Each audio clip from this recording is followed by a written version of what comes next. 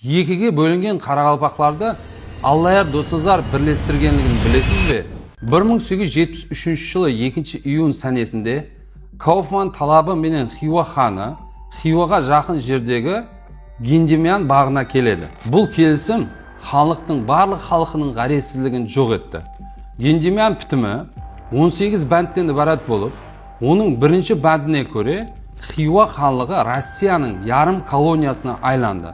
Хан болса, өзін императордың мемлекет қызметкері деп мойынлады. Бітімнің үшінші бәнді Қарақалпақлар үшін еді.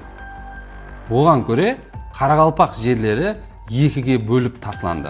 Нәтижеде Амударияның оң тарапында Қарақалпақлар жасайтұғын, яғни әзіргі Төрткүлден Тақтакөпірге шекемгі аймақлар патша Россиясы ықтиярына өтіп кетті. Ал Амударияның шеп тарапында жасайтұғын Қожелі тараптегі халық Хиуа ханлығы ықтиярында қалды. Бұны естіген Ережеп аға би Қарақалпақлардың 6 биін ертіп Кауфманның алдына барады. Қарақалпақлар бір бүтін халық екенлігін баянлап, оларды бөлмеуін сұраған. Бірақ патша үкіметі бұл өтінішке ешқандай ітібар қаратпады.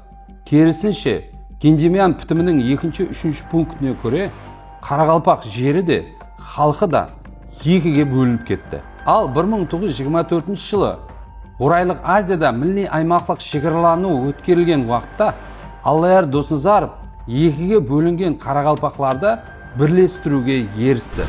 Және бір пакт Қарақалпақ билерін басқарып барған Ережеп аға биді Кауфман бұйрығына көре әскери фотограф Кривцов фотоға түсіріп алған. Қазіргі күнде бұл фото Санкт-Петербург қаласындағы архивте Хиуа атланслары альбомында сақланбақта.